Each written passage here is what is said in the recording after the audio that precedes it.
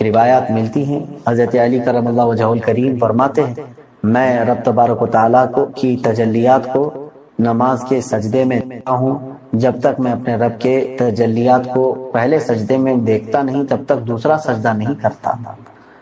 کیا اگر جگہ کی تنگی ہو تو امام کے بازو تھوڑی جگہ چھوڑ کر کھڑے ہو سکتے ہیں؟ ہاں، امام کے پیچھے اگر صف لگانے میں دقت ہے، جگہ کی تنگی ہے تو ایک بالشت پیچھے کھڑے ہو جائیں، کوئی حرج نہیں، صف لگ سکتی ہے پیچھے بھی، دائیں اور بائیں دونوں جگہ پر امام کے صف لگے گی، کوئی حرج نہیں ہے، نماز سب کی ہو جائے گی، لیکن وہ الگ الگ صف شمار کی جائے گی، ادھر کی صف الگ ہوگی، ادھر کی صف الگ مانی جائے گی، کیونکہ امام کے جسٹ پیچھے آپ نے جو جگہ خالی چھوڑی وہاں صف ختم ہو گئی، وہ الگ صف ہے، وہ الگ صف ہے۔ بس آج کے لیے اتنے سوالات۔ اللہ تبارک و تعالی ہمیں علم نافع عطا فرمائے، علم نور عطا فرمائے۔ وآخر دعوانا الحمدللہ رب العالمین۔ السلام علیکم۔ عزیزان گرامی وقار، میں بس مختصر سی بات عرض کروں گا۔ اللہ نے قرآن میں فرمایا ہے دوڑو اللہ کی طرف، ففروا الی اللہ، اللہ کی طرف دوڑے دوڑے آ جاؤ، سابقوا الی الخیرات، نیکیوں کی طرف دوڑ بھاگ کرو، جتنا ہو سکے بھاگو۔ صحابہ کرام رضوان اللہ تعالی علیہم اجمعین میں اس بات کا تو کمپٹیشن ہوتا تھا، وہ نیکیوں میں سبقت لے جانے کے لیے ایک دوسرے کے آگے بڑھنے کی کتنی تمنائیں کرتے، اور یہاں ہم کن چیزوں میں آگے بڑھنے کی ہوڑ لگی ہے دنیا میں، باقی نیکیوں کی طرف کتنے لوگ دوڑتے ہیں وہ سب کو پتا ہے۔ اکثر کو تو یہ چاہیے کہ مجھے سب سے پیچھے والی جگہ ملے، نہیں، سب سے آگے بڑھنے کی تمنا کیوں نہیں ہے؟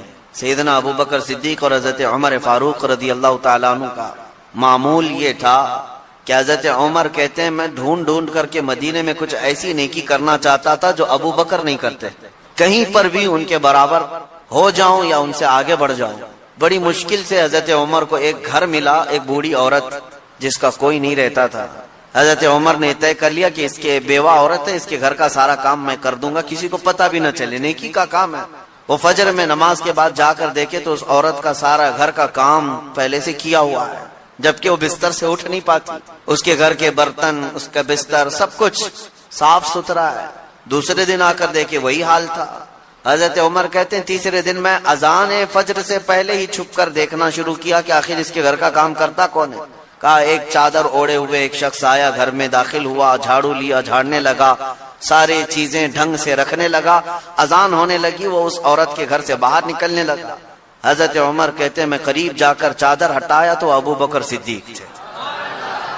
پھر کہا ایک یہ مثال، حضرت عمر کہتے ہیں میں کبھی آگے بڑھ ہی نہیں سکتا، میں جہاں کوشش کرتا ہوں اس سے پہلے حضرت ابو بکر پہنچے ہوئے ہوتے۔ جب آپ کی خلافت کا وقت تھا تب آپ نے اعلان کیا، حضرت عمر فاروق نے، کوئی ایسی نیکی جو ابو بکر کرتے تھے اور میں نہیں کر رہا ہوں تو لوگوں مجھے بتا دو تاکہ میں برابر ہو جاؤں۔ کسی ایک صاحب نے کھڑے ہو کر کہا حضرت ابو بکر جب خلافت کرتے تھے ان کے زمانے میں وہ سب کے حقوق ادا کرتے، لیکن روزانہ وہ دوپہر کے وقت اپنے ہاتھ میں توشادان لے کر جنگل کی طرف جاتے اور پتہ نہیں کسی کمزور یا کوئی معذور یا محتاج کو کھلا کر آتے، لیکن ہمیں یہ نہیں معلوم کس کو کھلاتے تھے۔ یہ حضرت ابو بکر کا معمول تھا۔ حضرت عمر نے کہا یہ تو مجھے بھی نہیں معلوم تھا، میں کل سے ہی یہ کام شروع کرتا ہوں۔ دوسرے دن حضرت عمر نے اپنے گھر سے توشادان لیا، روٹی سالن، اور لے کر اسی جنگل کی طرف چل پڑے۔ وہاں کس کو کھلاتے تھے کیا پتا، دن بھر ڈھونڈتے رہے، کوئی ملے، کوئی نہیں ملا۔ شام کا وقت قریب آ رہا تھا، ایک پہاڑ کی چوٹی میں ایک غار سے کسی کے ذکر کرنے کی آواز آ رہی تھی۔ حضرت عمر اس آواز کی طرف لپک گئے، دوڑ کر جا کر دیکھا کہ کوئی ہے یہاں پر مجبور۔ اللہ اکبر، جیسی غار کے اندر نظر پڑی تو دیکھا ایک ایسا شخص بیٹھا ہوا ہے جس کے ہاتھ بھی کٹے ہیں، پیر بھی کٹے ہیں، اور آنکھوں سے بھی بینا نہیں ہے، اندھا ہے، نابینا ہے۔ اتنی معذوری کے عالم میں اگر کوئی بیٹھا ہوا ہے اور غار میں، تو حضرت عمر کہتے ہیں مجھے تو یقین ہو گیا کہ یہی وہ بندہ ہے جس کو حضرت ابو بکر کھلایا کرتا، اس کا کھانا وقت کا خلیفہ کھلایا کرتا تھا۔ حضرت عمر کہتے ہیں میں گیا، چپکے سے جا کر بیٹھ گیا، میں نے آواز بھی نہیں کی تاکہ اس اندھے شخص کو یہ معلوم بھی نہ ہو کہ کون کھلانے آیا ہے۔ آپ نے روٹی توڑ کر سالن میں بھگوئی اور اس اندھے کو منہ میں روٹی رکھی۔ جیسے ہی اس کے منہ میں روٹی کا ٹکڑا گیا وہ چیخ کر کہتا ہے آنے والے، کیا ابو بکر کا انتقال ہو گیا؟ کون آیا ہے آج کھلانے کے لیے؟